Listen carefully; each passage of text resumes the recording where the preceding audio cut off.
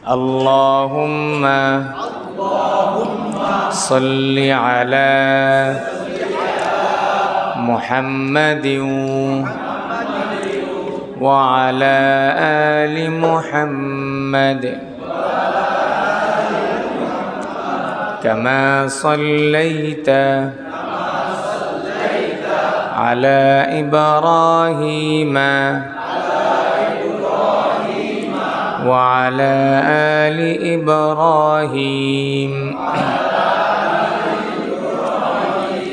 إنك حميد مجيد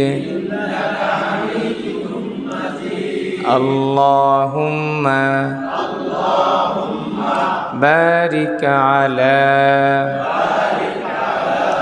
محمد وعلى آل محمد كما باركت على إبراهيم وعلى آل إبراهيم إنك حميد مجيد رب اشرح لي صدري ويسر لي أمري واحلل عقدة من لساني يفقه قولي وبك نستعين يا مستعان وبك نستعين يا فتاح رب يسر ولا تعسر وتمم علينا بالخير رب زدني علما رب زدني علما رب زدني علما তাহলে আমরা গত ক্লাস পর্যন্ত 12 নম্বর মাখরাজ পর্যন্ত পড়েছিলাম। কত নম্বর মাখরাজ? আজকে আমরা পড়ব কত নম্বর মাখরাজ? 13 নম্বর মাখরাজ।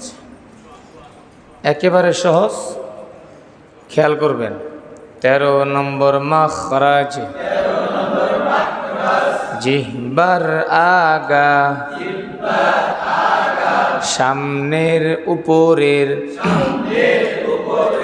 দুই দাঁতের আগার সঙ্গে লাগাইয়া যাল সা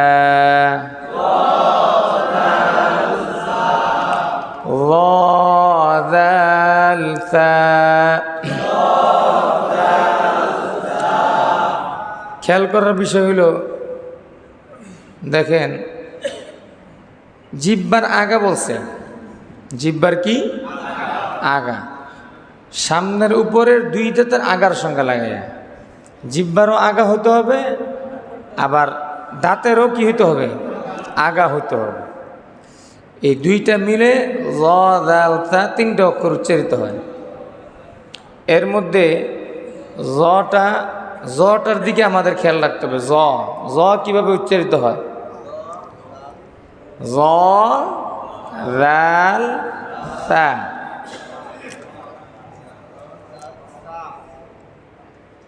আগে শুনবেন, তারপরে নিজেরা যখন পড়বেন নিজের মুখের পড়া নিজের কান দুইটা একলগে লাগায় শুনতে হবে।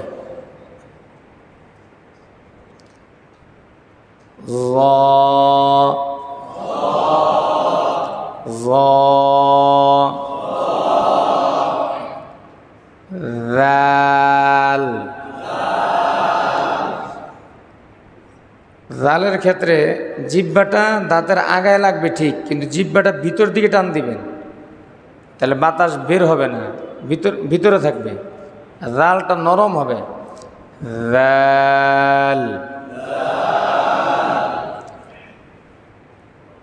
জিহ্বার আগা হইতেছে, দাঁতেরও আগা, কিন্তু উচ্চারণ কিন্তু ভিন্ন। জাল। সা।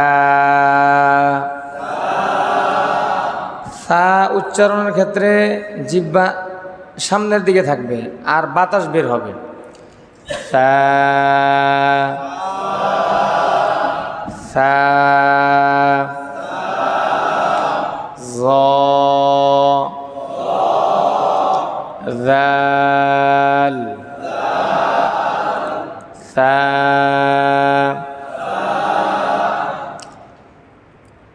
জয়ের উদাহরণ যহারাল ফাসাদু। যহারাল ফাসাদু। পারেন না? হ্যাঁ, ফাসাদ। যহারাল। যহারাল। যহারাল ফাসাদু। এবার জালের উদাহরণ জাল। ইযা। ইযা। ইযা জাআ। ইযা জাআ।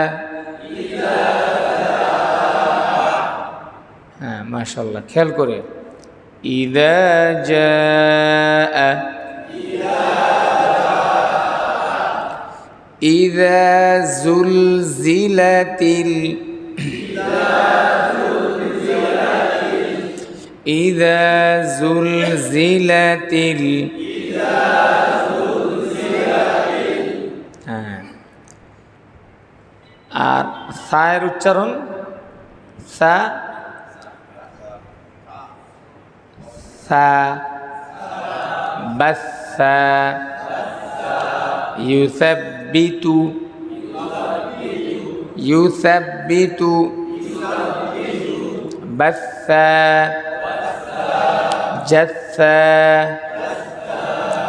জাসিয়া। জাসিয়া। এটা আক্ষরিকভাবে আমরা একটা মস্ক করে নিলাম। যখন আমরা আবার সূরার ভিতরে যাব তখন আরো ভালো করে আমরা মস্ক করব, ঠিক আছে ইনশাল্লাহ। এরপরে দেখেন 14 নম্বর মাখরাজ। 14 নম্বর মাখরাজে কি আছে দেখেন। 14 নম্বর মাখরাজ নিচের ঠোঁটের পেট সামনের উপরের দুই দাঁতের আগার সঙ্গে লাগাইয়া ফা। খেয়াল করেন, বলছে নিচের ঠোঁটের পেট, তাহলে পিঠ আছে একটা, যেটা যেই প্রাণীর পেট আছে ওটার পিঠ আছে না, একটা নিচের ঠোঁটের পেট। তা নিচের ঠোঁট কোনটা? এইটা। এটার দুইটা অংশ আছে, একটা পেট আছে একটা পিঠ আছে। পিঠ হলো শুকনা, পিঠ হলো কোনটা? এই যে এটা উপরের অংশটা হলো পিঠ, আর পেট হলো ভিজা অংশ। এই ভিজা অংশটার উপরে উপরের দাঁত দিয়ে চাপ দিবেন, এই যে এরকম দেখেন, লাগছে না? এটা আয়না তো দেখতে এমনি পারবেন না, এমনি করতে এমন করবে অনেকে। আয়না, এই যে আমরা যে হাফেজদের মস্ক করাই, এই যে হাফেজরা এরকম আয়না নিয়ে এইভাবে তাকায় থাকে, ঠোঁট কিভাবে নড়ে। আপনারা তো অনেকে চিন্তা করেন হুজুর আর কি আর পরে। এই যারা আমাদের পড়া বুঝে এরা চোখের পানি ছেড়া দেয়, যারা আমাদের পড়া বুঝে এরা চোখের পানি রাখতে পারে না, ছেড়া দেয়। বিশেষ করে আলেমরা, আপনারা তো বুঝেনি না কিছু, তারপরও মহব্বত করেন, কারণ কোরআনের শব্দের একটা জাদু আছে। আর যারা অর্থ বুঝে এরা তো মানে পারে না, আমার চাবায় খায়ালায়, চাবায় খাইয়া কলজের মধ্যে রাখতে চায়, মাঝে মাঝে বাইর করে দেখতে চায়, এরকম করতে চায়। তো ওই যে মামুন সাহেব নিচে যাওয়ার সময় মাগরিবের সময় দোয়া দেওয়া গেছে। মামুন সাহেব তো আপনারা কি আর চিনবেন, অনেকে চিনতে পারেন, যারা মুরব্বীরা আছেন শিক্ষিত মানুষ চিনতে পারে। বর্তমান বাংলাদেশ না, সারা বিশ্বের একটা সম্পদ মামুন সাহেব। মুশকিল হলো আমরা তো হাফেজ আলেমদের মর্যাদা বুঝি না। যারা বুঝে, এই যে আমাদের যত ভালো ভালো হাফেজ সব জালমেইরা চিরুনি অভিযান দিয়া কাতার লয়ে গেছে, কাতার, সব কাতারে, সব গ্রেট হাফেজ, ভালো ভালো হাফেজ যারা সব কাতারে গিয়ে বন্দি, 2.5 লাখ 3 লাখ টাকা বেতন দেয়। বাংলাদেশে পুরো থেকে কি মাছি মারবো? সেই কম্পিটিশনে আমিও টিকছি, আমার বাবা যেতে জানে। বাবা বলছে যে দেশে থাকো, নুন খাও, ডাইল খাও, চোখের সামনে থাকো। আমি বলছি আলহামদুলিল্লাহ আব্বা। জর্ডানে কম্পিটিশন দিলাম, জর্ডানেও টিকছি, যেতে জানি। বাবার একটাই কথা, টাকার দরকার নাই, তুমি আমার ছেলে কাছাকাছি থাকো, চোখের সামনে থাকো। তো বড় বড় আলেম, বড় বড় হাফেজ বিদেশ ওরা নিয়ে যায়, মদিনা ইউনিভার্সিটি, আল আজহার বিশ্ববিদ্যালয় ওরা নিয়ে যায়, ওখানে দাম পায়, চলে যায়। এই কথাটা কেন বললাম? 2টা কারণ। একটা কারণ হলো আপনারা অনেকে উচ্চারণ শিখতে গিয়া অনেক কিছু লাগবে, আপনারা বিরক্ত হবেন, বিরক্ত হেন না। আল্লাহর কোরআন তো অনেক দামি জিনিস, সহজে আপনাদেরকে ধরা দিবে না। এটা দুনিয়ার পয়সা না যে থাপা মাইরা ধরে লয়ে যাবেন গা। এটা আল্লাহর কোরআন। আপনি সব যখন বিলাই দিবেন, আল্লাহর কোরআন কিছু তখন আপনাকে দিবে, কিছু, সামান্য কিছু। এই কোরআন হলো বখিল। কোরআন কি? বখিল। বলেন কি? বখিল মানে কি? বখিল যারা পয়সা ছাড়তে চায় না, কৃপণ, কিপটুস। কৃপণ যারা, তারা কি পয়সা ছাড়তে চায়? পয়সা ধরে রাখে। তো কোরআন হলো সবচেয়ে বড় কৃপণ, সহজে কাউরে কিছু দিতে চায় না। তারে যখন আপনি সব দিবেন, সব দিবেন মানে সকালেও পড়েন, বিকেলেও পড়েন, দুপুরেও পড়েন, খাওয়ার সময় পড়েন, শোয়ার সময় পড়েন, স্বপ্নেও পড়েন, তখন কোরআন আপনাকে কিছু দিবে। এই হলো কোরআন। অনেক গায়রতলা, গায়রতলা বুঝেন? আত্মমর্যাদা বোধ খুব বেশি এই কোরআনের, সবার কাছে যায় না। যে তার সম্মান দেয় তার কাছে সে যায়। সুবহানাল্লাহ। কোরআনের আত্মমর্যাদা অনেক বেশি, সবার কাছে সে ধরা দেয় না। যে তাকে খুব সম্মান দেয় তার কাছে সে যায়।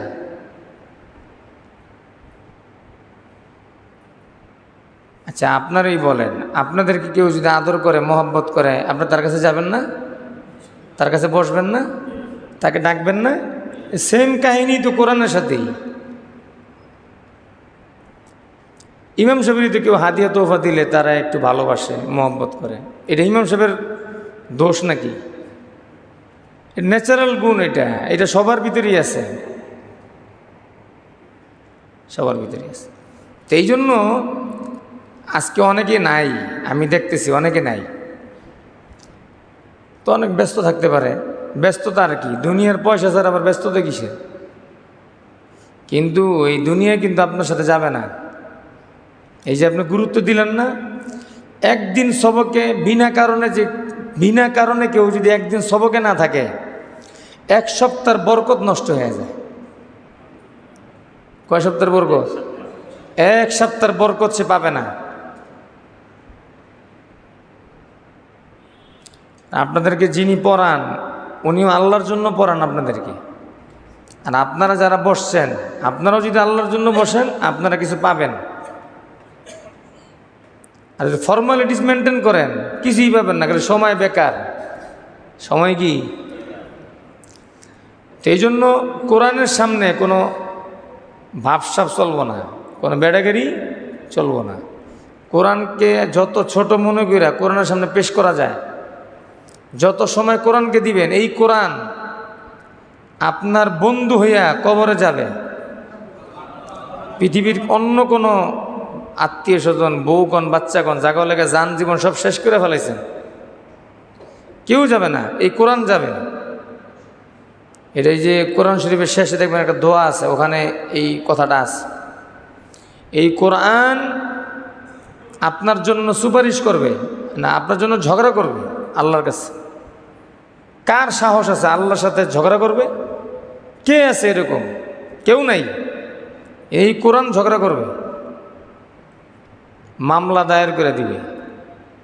যদি কোরআন আপনার পক্ষে রায় দেয়, আল্লাহ সেই রায় মঞ্জুর করবে, রায় পাশ করে দিবে। আল্লাহ তাআলা বলবে ঠিক আছে। আল্লাহ কোরআনের বিপক্ষে যাবে না, কারণ কোরআন নিজেই আল্লাহর কালাম। সুবহানাল্লাহ। আর এই কোরআন যদি মামলা করে দেয় যে আল্লাহ দুনিয়া সব বুঝছিল, সে সরকারি অফিস আদালত থেকে শুরু করে জায়গা জমি সব বুঝছে, আমার সে বুঝে নাই, আমার সে টাইম দেয় নেই, ধরা খায় যাবে। এই জন্য এখনও সময় আছে। এদিক সেদিক সময় যত দেন, কমাস কম ক্লাস টাইমে হাজির। আর আমার ব্যাপারে বলে দিই আপনাদেরকে, মানে যদি অ্যাক্সিডেন্ট না হয়, আল্লাহ প্রদত্ত কোনো বড় ধরনের রোগ না হয়, তাহলে এই ক্লাস আমি মিস দিই না। ওদিন আমার ফ্লাড রেজিস্ট্রি ছিল, আমি রেজিস্ট্রি বাদ দিয়ে আমি ক্লাস করছি।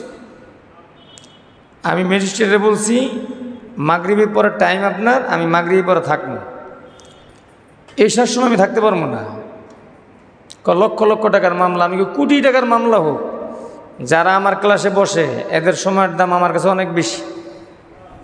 সুতরাং আমি আপনার এই কথা মানতে পারবো না। আমি এসে পড়াবো, ক্লাস করাবো, যদি আপনি থাকেন তাহলে আমি আসবো। সেই ম্যাজিস্ট্রেট 11টা পর্যন্ত ছিল না। আপনি যদি কোরআনকে দাম দেন তবে না দুনিয়া আল্লাহ আপনার পায়ের তলে ফালাইব। আর আপনি নিজেই তনুমনু করেন, দুনিয়া তার দাম দিয়ে কলিজার মধ্যে বয়েছেন, আর কোরআনটা রাখছেন পাশে। দরকার আছে নি কোরআন আপনার জন্য কিছু করবে? কথা কি বুঝতেছেন ভাই? আপনি যাকে মূল্যায়ন করবেন সে আপনার জন্য কিছু করবে, সোজা কথা। শেষে তারা বসা ছিল, 11টা বাজে রেস্টি দিয়েছি। পরে আমরা 12 জন লোক ছিলাম, আমার কারণে তারা বসা ছিল। আমি কোরআনকে মর্যাদা দিছি, আপনাদেরকে আমি মূল্যায়ন করছি।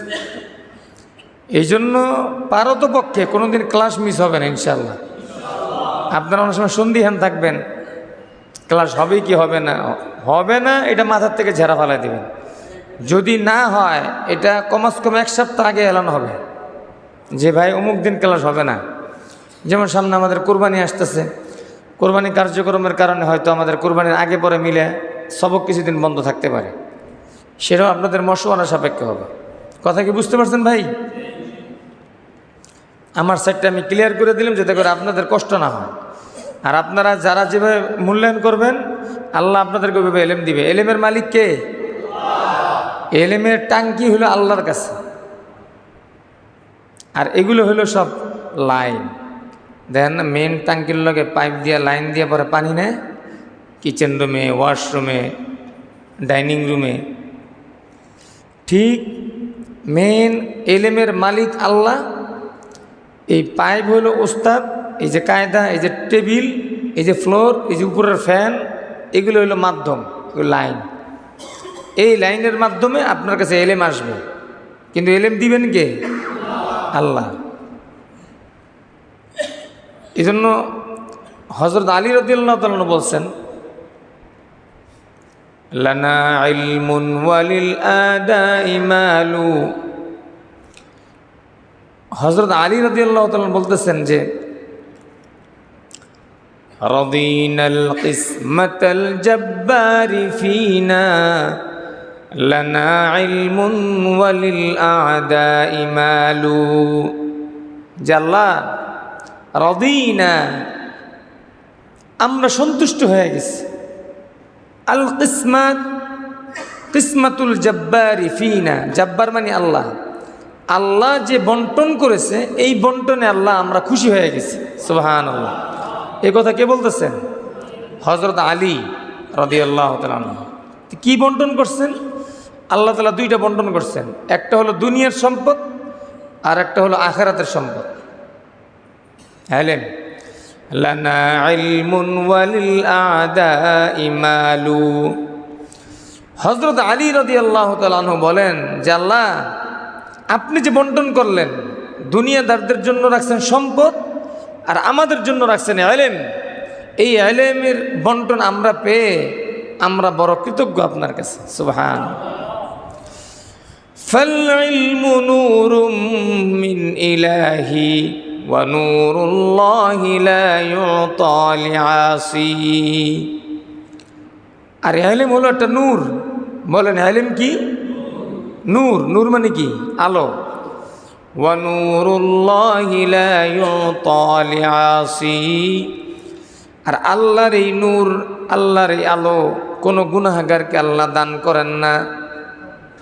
কোনো গুনাহগার ব্যক্তি কোরআনের নূর পাবে না, আল্লাহর নূর কোনো গুনাহগার ব্যক্তি পাবে না। এই জন্য যারা আমরা কোরআন শিখতেছি, অতিরিক্ত মোবাইল দেখা দেখি বন্ধ করে দিব, সিনেমা দেখা বন্ধ করে দিব, যদি কেউ বিড়ি সিগারেটের অভ্যাস থাকে বন্ধ করে দিব। পারবো না ভাই ইনশাআল্লাহ? আল্লাহর নূরের চাইতে কি বিড়ির দাম বেশি? আল্লাহর নূরের চাইতে কি এই মোবাইলের দাম বেশি নাকি? আল্লাহ আপনাকে সুস্থ রাখছে, আপনি খুশি হয়ে মোবাইলে কোরআন শরীফ পড়েন, মোবাইলে ওয়াজ শোনেন, তেলাওয়াত করেন। এই যে আমার এক লোক মোবাইল হাতিয়ে দিছিল এই আরও 4-5 বছর আগে, মানে কত শত খতম যে আমি পড়ছি এখন হিসাব নেই। তাহলে যেই লোকটা মোবাইলটা দিছে এই লোক কি পরিমাণ গেছে এর অ্যাকাউন্টের ভিতরে। কথা কি বুঝতেছেন আপনারা? মোবাইল তো কোরআন শরীফ পড়ে। যেই ব্যক্তি গুনাহ করবে এর কাছে আল্লাহ এই কোরআন দিবে না, এই নূর দিবে না। এটা আজীব জিনিস। এই জন্য ভাই, এই সামান্য গুনাহ টুনা কইরা আমাদের আখিরাত বরবাদ করার কোনো দরকার নেই। পারবো না ভাই ইনশাআল্লাহ? মানুষ গুনাহ কইরা পাহলওয়ানগিরি দেখায়, আমরা গুনাহ ছাইরা পাহলওয়ানগিরি দেখাবো। সুবহানাল্লাহ বলেন। ঠিক আছে না কথা? মানুষ গুনাহ কইরা বেটাগিরি দেখায়, আমি গুনাহ করছি, আর আমরা গুনাহ ছাইরা বেটাগিরি দেখাবো। আলহামদুলিল্লাহ গুনাহ ছাইরা দিস। পারবো না ভাই ইনশাআল্লাহ? তাহলে নিচের ঠোঁটের পেট, এই যে পেট হলো এই যে ভিজা অংশটা, এই ভিজা অংশের 2 দাঁত লাগাইয়া বাতাস বের হবে ফোর্সে ফোর্সে। এইভাবে দেখেন, ফা ফা ফা। বুঝতেছেন আপনারা? শুকনো অংশ না ভিজা অংশ? ভিজা অংশ। ফা ফা ফা ফা। অনেকে আমরা ফা বলতেছি, ফা না, ফা। অসুবিধা নেই, আস্তে আস্তে হবে। আপনারা বাসায় আয়না নিয়ে এরকম দেখবেন, এরকম না, এরকম না, ফা ফা। কি হবে? ফা। আপনি দেখবেন নিচের ঠোঁটের পেটের সাথে উপরে দাঁতটা লাগতেছে কিনা, আগে দাঁত লাগাইবেন। ফা ফাওয়াইলুল লিল মুসাল্লিন।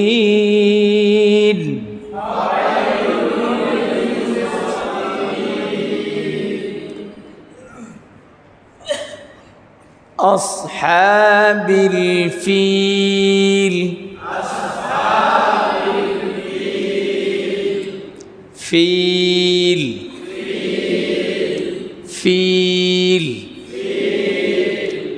فمن زحزح فأما।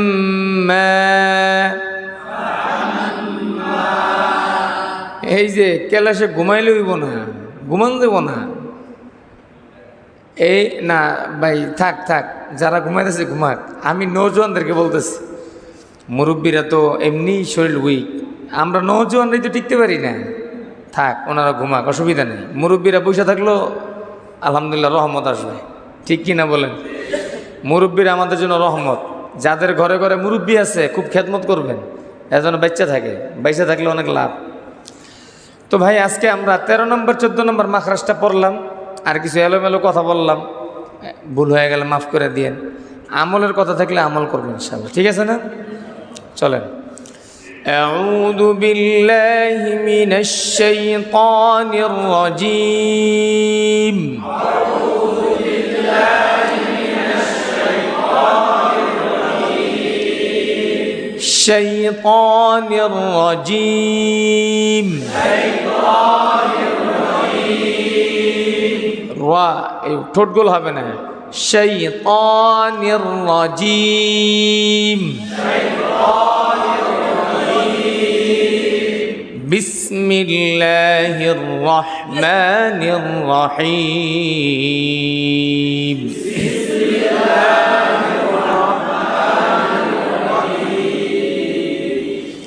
আলহামদুলিল্লাহি রাব্বিল আলামিন।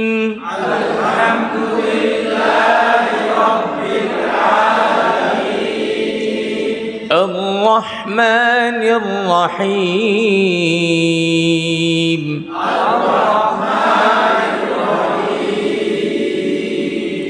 مالك يوم الدين.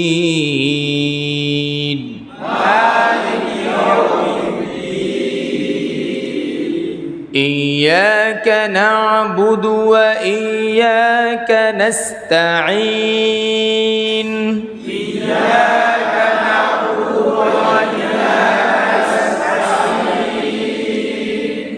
اهدنا الصراط المستقيم.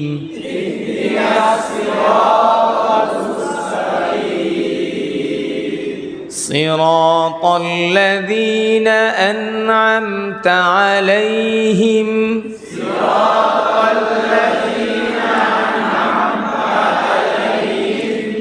غير المغضوب عليهم ولا الضالين.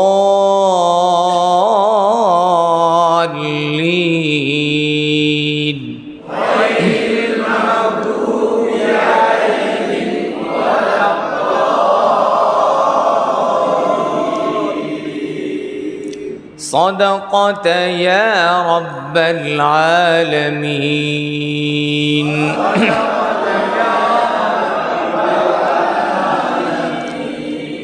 গত ক্লাসে বলেছিলাম 2 রাকাত তওবার নামাজ পড়ে রাত্রে আমরা ঘুমানোর জন্য কে কে আমল করছিলেন?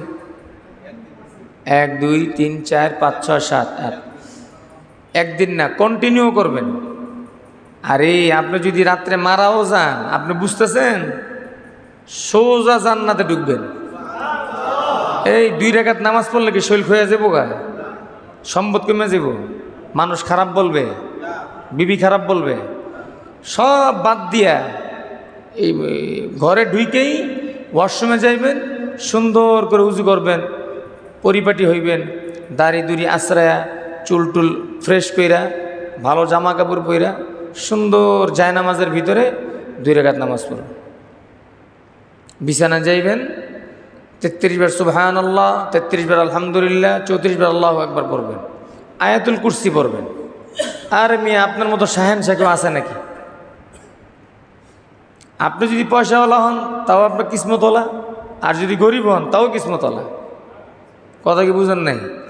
আপনার ঘুমটা শানদার হবে, আপনি আল্লাহর সাথে সম্পর্ক রেখে ঘুমাইতেছেন, কোনো ভয় নেই, শয়তান আপনাকে ধোঁকা দিতে পারবে না। উজু অবস্থায় ঘুমাইলেন, সারা রাত আপনার জন্য একজন ফেরেশতা দোয়া করতে থাকবে, সুবহানাল্লাহ। এই মাংনা ওয়াজ করে দেখে কি শোনেন না নাকি? উকিলে ওয়াজ করলে দি টাকা লাগে, ডাক্তারের কাছে পরামর্শ নিলে পয়সা লাগে, তাহলে হুজুররা মাংনা দেয়, যারা মানে তা তো আলহামদুলিল্লাহ, না মানলে তো কিছু করার নাই। আল্লাহ পাক আমাদের সবাইকে জান্নাতে যাওয়ার আমল বেশি বেশি করার তৌফিক দান করেন। সুবহানাল্লাহি ওয়া বিহামদিহি সুবহানাকাল্লাহুম্মা